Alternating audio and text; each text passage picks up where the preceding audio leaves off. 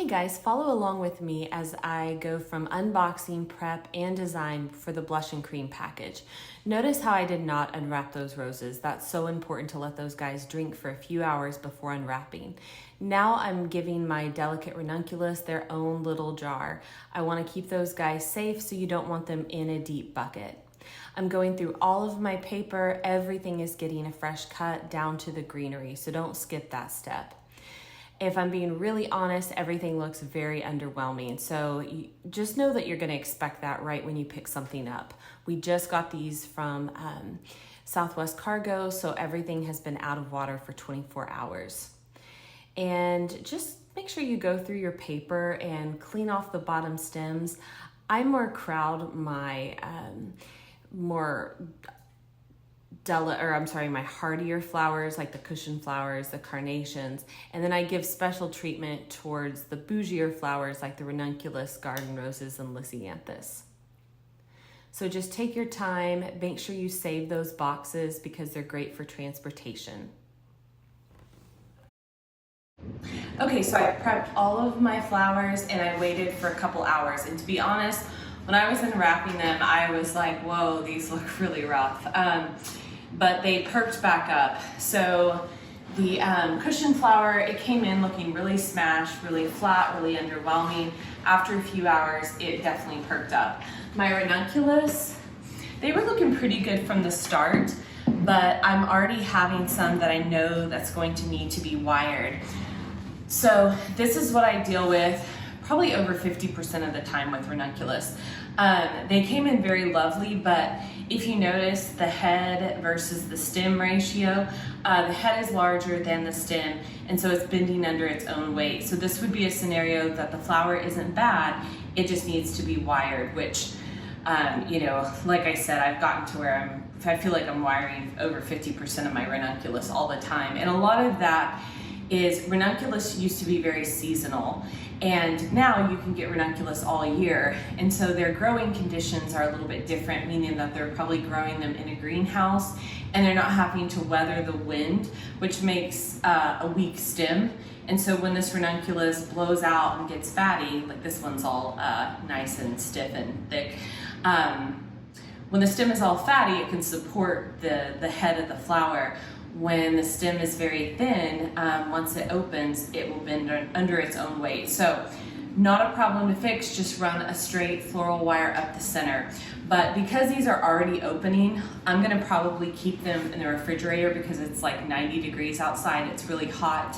So even though it's around 70 inside, I want to extend the vase life, so I'm gonna pop these in the fridge.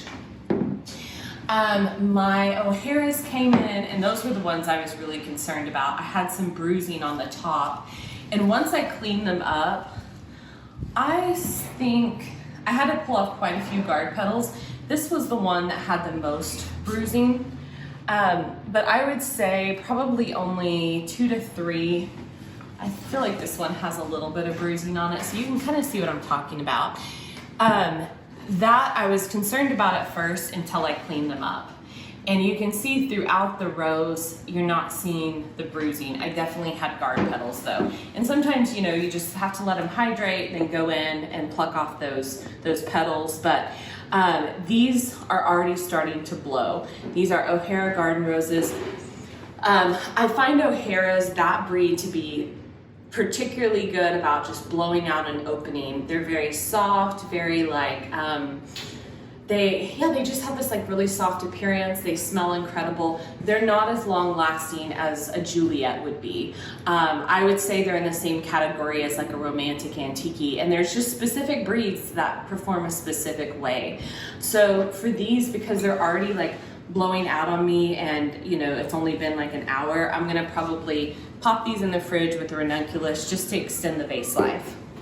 My mondials came in looking great. These are pink mondials. They haven't blown out, but they were really pretty. Mondials tend to have green guard petals, and they have like a roughly top. So I went ahead and plucked off those guard petals, and the reason being is that it tells the flower to start opening more. I want these flowers to blow out for the wedding. probably by tomorrow they'll be blown on their own. If I have to get last minute flowers, or let's say your florals were delayed by FedEx or something, you can always blow into the head of the rose. You can use a blow dryer, which I do all the time. I basically turn the heating element off, so I just blow cool air down into the rose, and it opens it more. So I don't usually do that the first day because they'll most of the time open on their own, but this is something that I do. And then you can always spin it before you design with it, and that helps blow out the flower. So just little tricks. My spray roses came in, they were very tightly closed, looked very floppy. I'm very pleased with how they've opened. Now, spray roses have guard petals too, and these unfortunately had more than what I'm used to seeing. They're not a bad bunch, but I did have to go in and pluck off a few of these like ugly guard petals. In a bunch of 10 stems, you're gonna have about 5 blooms attached to each stem. So it's not uncommon, like this one's bad. This one right here does not look good. So I would wanna pluck that off. So you can see that one's kind of shattering and it just didn't make it. But as a whole, this bunch looked really good. Did not look good the second I unwrapped it. I was like, ooh, you look rough, but you always wanna give it an hour or two to bounce back. So the Lisianthus, it was a little bit more green than what I'm used to seeing, but I definitely have creamier buds. What I'm gonna do as a florist is reflex these. Usually I wait until I design to reflex them, but I'm gonna show you how I do that. So it doesn't scare me if I get white Lisianthus that are pulling a little bit more green. I don't love it, I love it when they come in like big fatty white blooms, but that's not always what Mother Nature gives me. But when you reflex it, you get more for your money. It opens it up, and you can really reflex even these tight ones. So I'll come in here and gently just start peeling back these petals.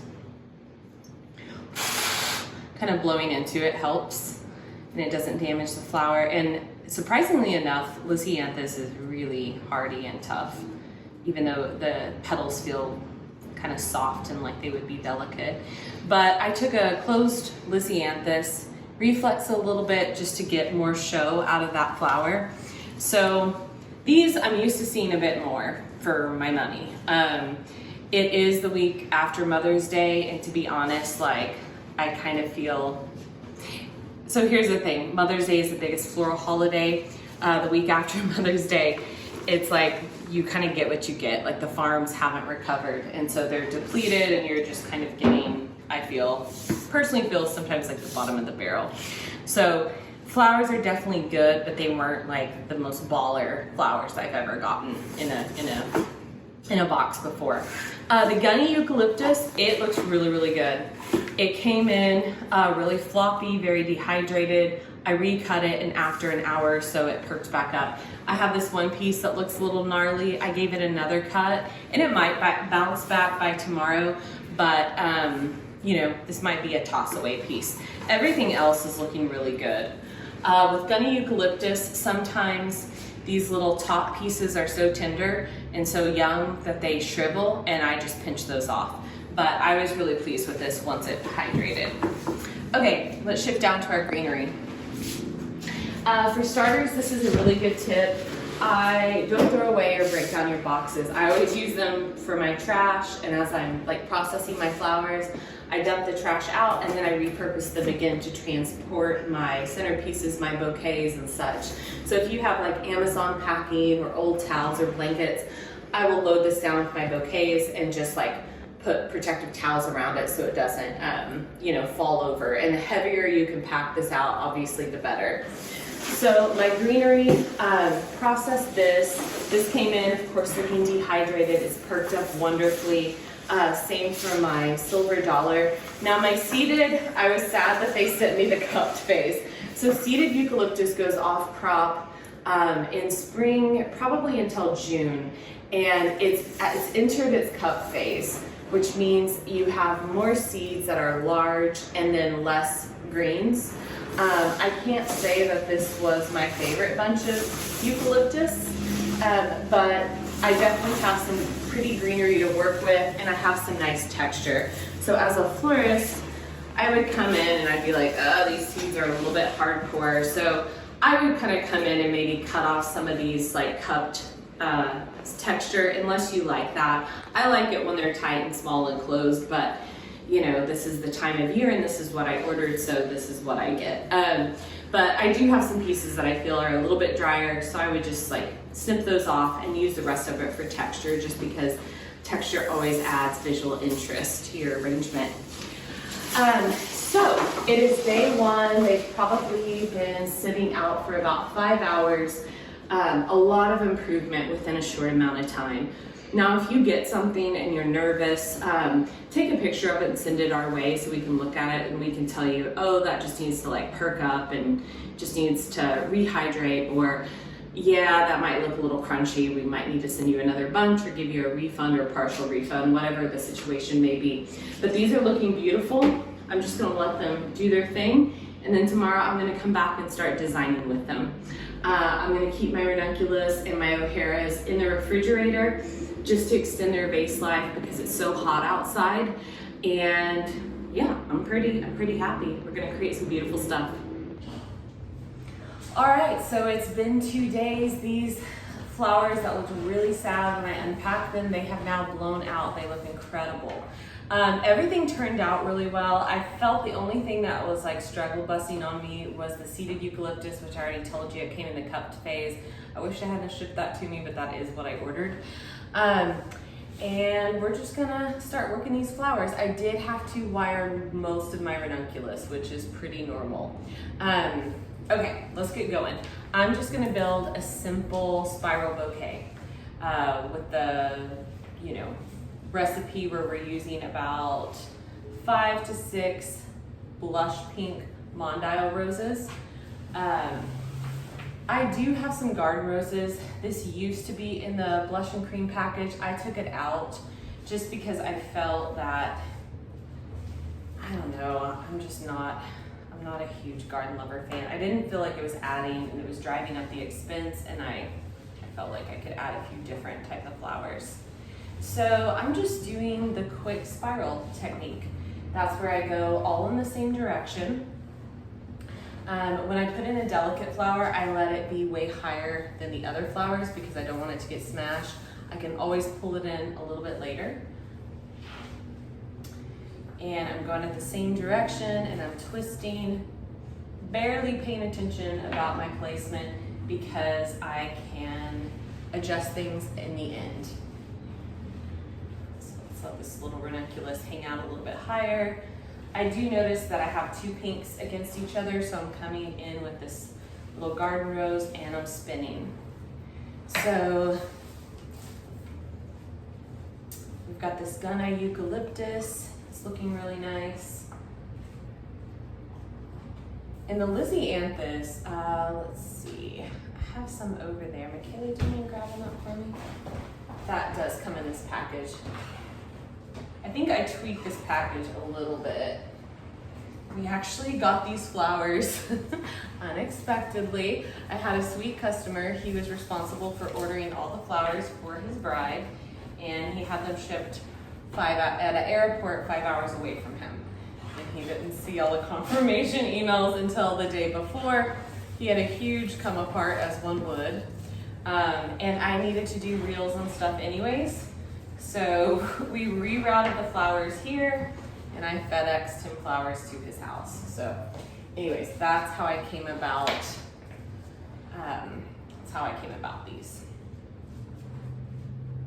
So they ordered a year ago and the package was a little bit different a year ago. I sometimes change the package. Okay, I've got 2 cushions beside each other. I didn't really want that, so I can gently lift this out, no problem, and place it someplace different. Okay, this is looking good, getting closer. Let's see here. Okay. All right, at this point, would you mind putting the mirror right there? I should have been prepared before I started filming, but you do your best. Okay, perfect. Wonderful. I always have to look in the mirror when building or when finalizing the build. So at this point, I'm creating the shape that I like. If you like things a little bit more rounded, less symmetrical, then you're just gonna pull it in tighter. I like to have a little bit of elevation. I typically like my bouquets to dip a little bit in the center. That's just my own personal preference. And I build things in a spiral. You can build it really quickly, and then you just come back and make the adjustments that you want to make. So I have a really pretty shape taking place, and now I'm just going to see what I need to add to it. So I've got this Italian ruscus. I usually come in at the end with this because it kind of sprays out a little bit, just like this piece.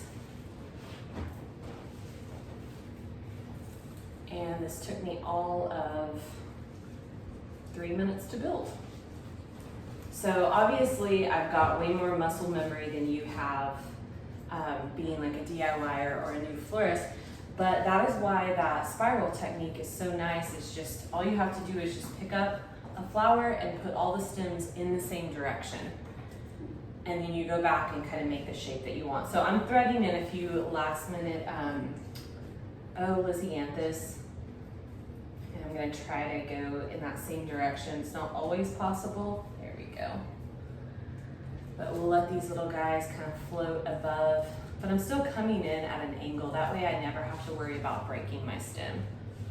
I bring that guy into the fold. It's kind of hard when your hands are full.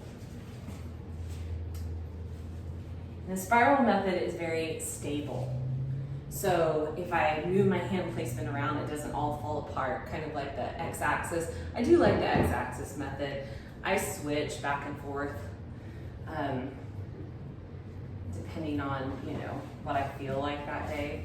But I've really enjoyed the spiral technique. I've got some silver dollar. Let's just see where I can add a little bit more greenery. This has some drape to it, so I'm gonna bring it in at the bottom. My seeded eucalyptus, I don't want to use it. It would have been cool, it would have been fine had it been the fall. Like, that's the complaint I want to lodge with seeded eucalyptus. I'm like, why can't you do your cupped bullshit in the fall when we want things that are like big chunky seeds? Like in the springtime, I don't want that. Look at this fatty. Looky. Sometimes you get this ranunculus that will like totally blow out and make your day. That's usually the one I snap. But sorry, yeah, it's okay. If I snap something, it's just another opportunity for me to put it in a bud vase or put it as a cake flower. But I'm not snapping you today. You're way too pretty. Look, that shit's so big. Oh my gosh, it's such a fatty. Oh my gosh. Every florist who's watching this can relate. Like sometimes you get them and you're like, I'm a little underwhelmed, like, but then something else will be awesome. That's the thing, is when you're dealing with Mother Nature, it's not all gonna be same, or you just might as well do silk flowers and save yourself the headache of dealing with fresh. Okay, I'm getting to the end of this. I'm loving this. Can I put more greenery? Maybe, we'll see. I do love the blush and cream package. It is just classic and lovely. And yep, I'm gonna do it. I'm just going heavy on the Ute today. Got a little bit of ruscus. So I didn't even use this full recipe. I'm a little heavy-handed in my recipe because I would always rather you have a little bit extra than a little bit less, you know? And as a new florist or a DIYer, you're gonna be a little bit more, well, there it is. You're gonna be a little bit more heavy-handed than experienced florists. Like an experienced florist, like I can stretch my product a little bit better. So I know you're gonna have a little bit of loss. But yeah, I build these recipes out to be fatty, guys. I'm not trying to cheat you at all with your flowers. These pink mondials are insane. I absolutely love them. Okay, Amy, you're done. Just stop.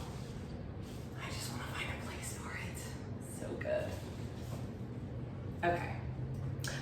I think I just have white Lizzie in the recipe. Pink can sometimes come in a little bit too dark pink for a blush bride. So you're gonna have white unless you just wanna add on. Ooh, I can fit that one in there. Yep, it works, it works. Okay, I'm gonna call it good.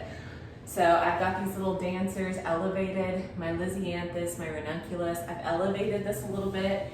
Carnations, cushion flower, they are more foundational for me. I'll kind of bury it down a little bit. And then when I finish it off, you can get a rubber band or a zip tie. And I'm gonna use a zip tie. I like it because I don't have to change my hand placement to put it on. And don't crank it down so tight that you start busting your stems, but I hold it, yes. Shake it a little bit.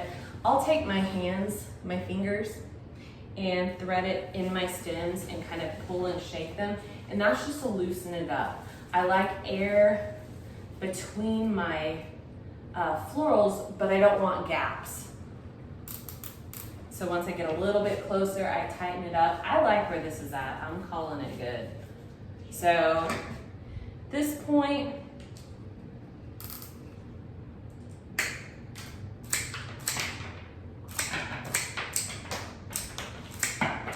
I cut all the stems to the same length. And personally for me, and I recommend it for you, I like to cut my stems really short on bridal bouquets. I usually don't cut it that short right after I make it. This is about the length. I keep it in a hydration vase. And then before I hand it off to my bride or to my client, I cut it really short. And the reason being is that she can move with it and turn it better. I don't like my stems to be this long. So I want her to have the opportunity to do this and kind of like style with it. And if you're a DIYer, practice. Just get in a mirror. And what I hate to see is when girls do this. Like you want to tilt it, like we want to see it. So have a little practice, cut them really short, and then when you get to your venue, wrap the ribbon on it. Okay, I'm gonna make I'm gonna take this apart, as perfect as it is, and I'm gonna make a bridesmaid bouquet. Okay, all my hard work. Lay these down gently. Thing I'm worried about, oh, let me save my fatty. Okay. I know. I'm like, I love that. Taking it home. Okay, let's make a little bridesmaid bouquet. They're very easy to make. I very much make those one-dimensional because bridesmaids are notorious about laying them down. So I don't really have the need to go into the whole spiral method. You don't use as many flowers. So I usually start with greenery. I think that this is, let's see, I think 2 to 3 is what I recipeed. So I've got cushion flower. I think I use carnations now. I think you'll have enough to do one of these fatty garden roses. Let's see what else. We've got a spray rose in here.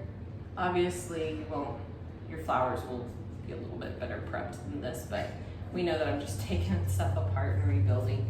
We know what I'm doing. Okay, so it's really just kind of nice. They're very simple to make. I try to kind of disperse the colors a little bit. Super simple. Where are these Lizzies?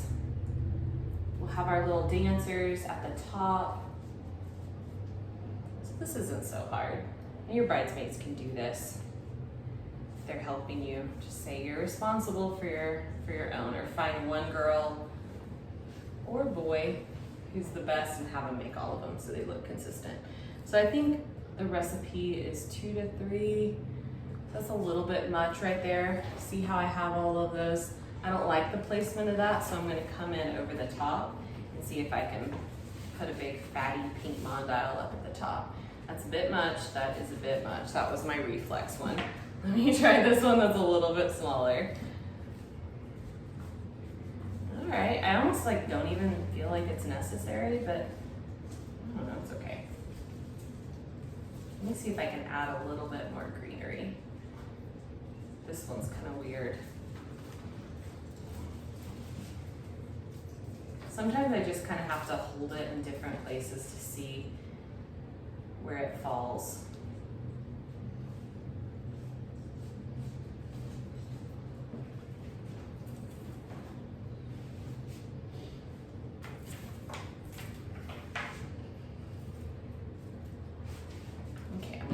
this down a little bit. It's a bit much for a bridesmaid. I can use those in boots or a compote. Yeah, okay, I like that there. Calmed it down a little bit. So I'm looking in the mirror, kind of seeing what the disbursement's like. This is like a perfect little bridesmaid bouquet. And she or he is gonna lay it down the entire time. So I really have a front and a back. That's how I've always made them. And they're very good. The wedding party is really good about, like I hand it to them and I'm like, hey, there's a front and a back. It's pretty obvious. And so it's really nice because they'll hold it like this, you know, for the duration. It's perfect. Yeah, so that just took a few minutes. I would tie this off with some stem tape, a zip tie, rubber band, doesn't matter. Pop it down into like a cylinder vase. You could get those at Walmart or Hobby Lobby or the dollar store for like about $1, $1.50 a piece. Mason jars are really good hydration vessels for your bridesmaid. For your bridal, I would probably do something a little bit squattier and fattier, kind of like this. So yeah, this one's all good to go. And let's build a centerpiece with the exact same stuff. Okay, you see me make a bridal bouquet, quick bridesmaid, took it apart, gonna make a centerpiece. Okay, I'm working with our plastic. This is the modern compote, and I have chicken wire, and I've taped it in with some clear waterproof floral tape. I prefer green, but I'm out of green, so I have to use the clear, which is fine. I just don't think it holds up quite as well. You know my feelings. Okay, so you can green this out the day that you get your flowers. If you're wanting to work ahead and if you want to do a mock-up, that's one way to do it. As a florist, when I was doing a lot of events, I would just have girls sitting and greening things out, because then to come back and backfill with the flowers, it didn't take quite as long. It just didn't. So I've got some greens going. Now let's bring in the flowers. So you can use floral foam or chicken wire. I honestly prefer chicken wire. I feel like floral foam is a little bit easier of a medium to learn on, but it isn't eco-friendly. It does kind of clog the stems, so you know, get some chicken wire early and practice. So I'm just trying to disperse my stems, kind of get in some of those anchor pieces, this cushion flower, and then I'm still continuing to backfill with sprigs of greenery.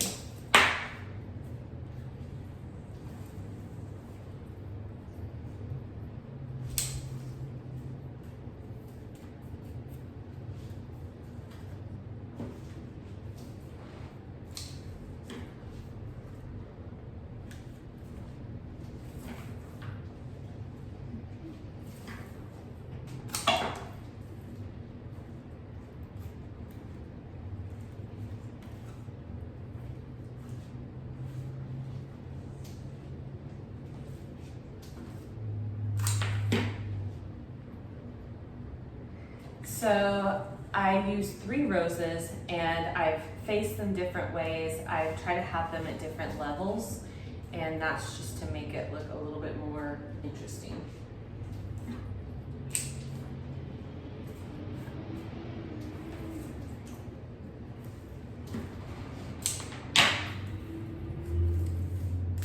And the recipe now comes with baby blue eucalyptus, which is my preference, but they didn't have any when I went to get some today.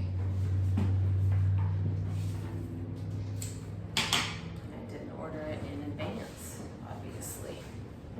So I'm sinking that cushion flower a little bit down in. That's what I do with less expensive flowers. So carnations, cushion flower, I think they're very important for the foundation, the price point, texture.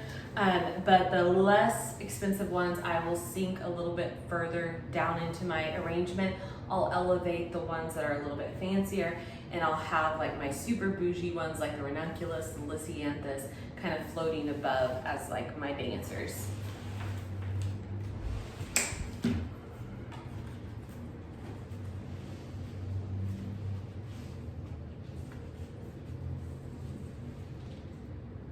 Okay.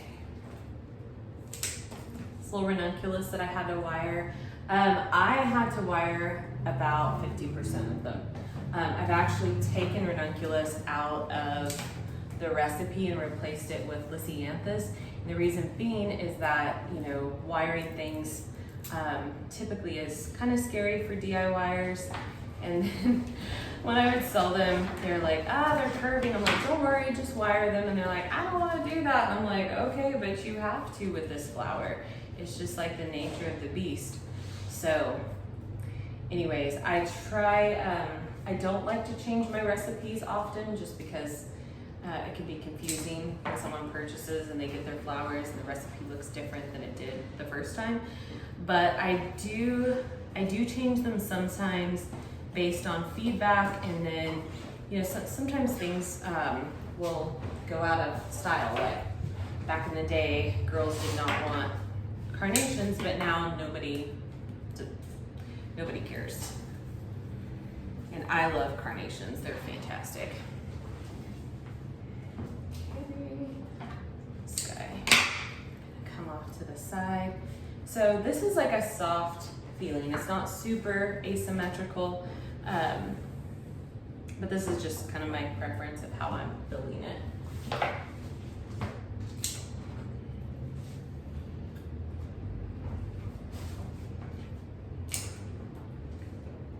The one thing that's really nice about chicken wire versus floral foam is you can adjust your placement really easy. With foam, if you keep taking it out and sticking it back in, the foam starts to lose its integrity, and it will just kind of start disintegrating on you.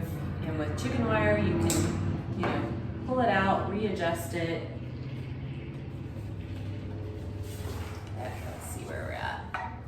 It's looking pretty decent. I kind of wish I had been a little bit more asymmetrical. I like asymmetry. Not everybody does though. In the recipe, I think we have white Lizzie because this pink Lizzie can come in kind of dark, and this isn't what most brides would call blush. So expect white if you get this package.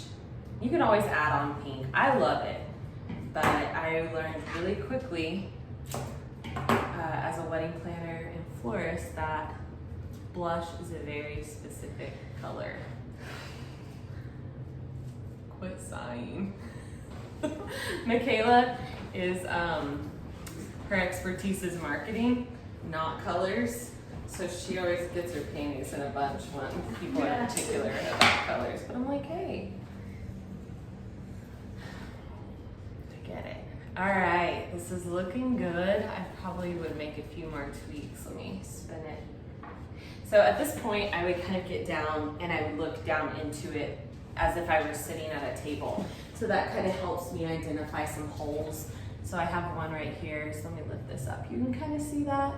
So I would come back around with probably a more inexpensive flower, maybe like a piece of greenery. So those are the things I look for when polishing, like finishing a centerpiece out. This is pretty much done. Yeah, it looks nice. All right. So just kind of like soft and organic, not too fussy. Let me readjust this guy. Yeah, perfect. All right. Okay, so that took me about 5 to 6 minutes. I would probably, like, the first one's gonna take you forever. You're gonna spend a good 30 minutes on it. And that's okay, it's always good to build a mock-up one.